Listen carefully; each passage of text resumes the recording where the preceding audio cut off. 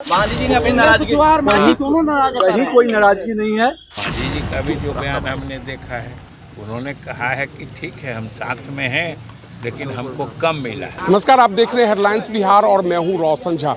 देखिए, एनडीए में seat sharing को लेकर फॉर्मूला तो बन गया है, लेकिन जिस तरीके से जीतन राम मांझी और उपेंद्र कुशवाहा ने कम सीट मिलने के बाद नाराजगी व्यक्त की है, उसके बाद जदयू के कार्यकारी राष्ट्रीय अध्यक्ष संजय कुमार झा के आवास पर एक बड़ी बैठक का आयोजन किया गया, जहां ललन सिंह थे, बीजेपी के प्रदेश अध्यक्ष दिलीप जायसवाल थे, डिप्टी सीएम सम्राट चौधरी थे, बिहार सरकार के मंत्री नितिन नवीन सहित तमाम बड़े बड़े नेताओं की उपस्थिति थी।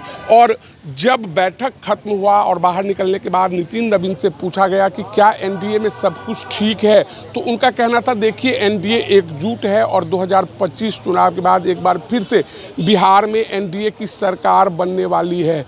हालांकि उन्होंने इस बात को लेकर स्वीकार किया कि कुछ ऐसी सीटें हैं जो बीजेपी के खाते में थी, जो अन्य घटक दलों को दिया जा सकता है, और कुछ सीटें जो जदयू की है वह भी किसी और घटक दल के पास जा सकता है। तो कुल मिलाकर इस वक्त की बड़ी खबर यही है कि एनडीए में सीट शेयरिंग को लेकर जो फॉर्मूला बना और जो नाराजगी सामने आ रही है, उसके बाद से जेडीयू के तमाम बड़े नेता, बीजेपी के तमाम बड़े नेता आपसी सहमति बनाने का प्रयास कर रहे हैं। और यही कारण है कि संजय झा के आवास पर बैठक का आयोजन किया गया है। बैठक खत्म हो चुकी है, बड़े बड़े नेता निकल चुके हैं।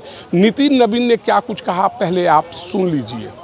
सीटें हैं, इसमें आपस में हम लोगों ने चर्चा की, इन सीटों का क्या समीकरण रहेगा, बाकी चीजों की चर्चा हुई। बहुत जल्द बाकी चीजें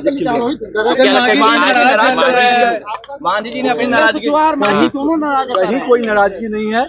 सब लोग अपने अपने कार्यकर्ताओं के साथ इस पूरे मिशन 2025 को सफल करने में लगे। कुछ सीट इधर उधर भी प्रक्रिया है, स्वाभाविक प्रक्रिया है। आज उम्मीदवारों की घोषणा हो जाएगी, हो जाएगा।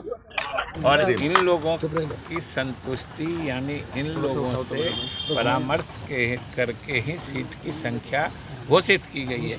मांझी जी का भी जो बयान हमने देखा है, उन्होंने कहा है कि ठीक है हम साथ में हैं लेकिन हमको कम मिला है। मतलब उनके कंसेप्ट से घोषणा, जब सब पार्टी के कंसेप्ट से घोषणा हुई है, बीजेपी ने घोषणा ही की है, जदयू संतुष्ट है, लोजपा संतुष्ट है, सब लोग मांझी जी संतुष्ट हैं, उपेंद्र जी संतुष्ट हैं, तो असंतुष्टि कहाँ है?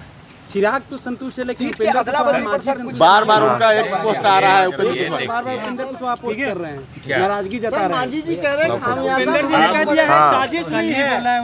कल भी बोला है उन्होंने कि आप ये समझ लीजिए कौन क्या पोस्ट कर रहे हैं।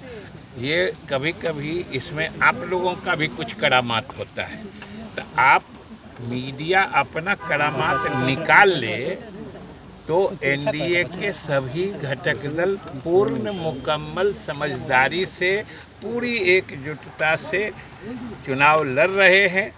जैसे सीटों की संख्या की घोषणा हो गई है, तो कौन सा सीट कौन पार्टी लड़ेगी यह भी आपको समय पर बता दिया। लालू यादव पर आरोप तय हो गया। लालू यादव पर आरोप है। तो न्यायिक प्रक्रिया है ना, आरोप तय हुआ है तो ट्रायल चलेगा, ट्रायल चलेगा, फिर उस पर अदालत फैसला देगी। तो इस पर क्या है, समय को लेकर के सवाल खड़े हो रहे हैं कि चुनाव के समय में इस तरह का कोर्ट का फैसला आया है। तो सुना आपने, नितिन नवीन का साफ कहना था कि एनडीए में सब कुछ ठीक है। बहरहाल देखना दिलचस्प होगा कि सीट शेयरिंग फार्मूला बनने के बाद जब सीटों का ऐलान होता है तो बीजेपी की कौन सी सीट और जदयू की कौन सी सीट लोजपा रामविलास पासवान के खाते में जाती है, या पशुपति पारस के खाते में जाती है, या अन्य घटक दलों के खाते में जाती है। तो बहरहाल इस वीडियो में इतना ही। धन्यवाद।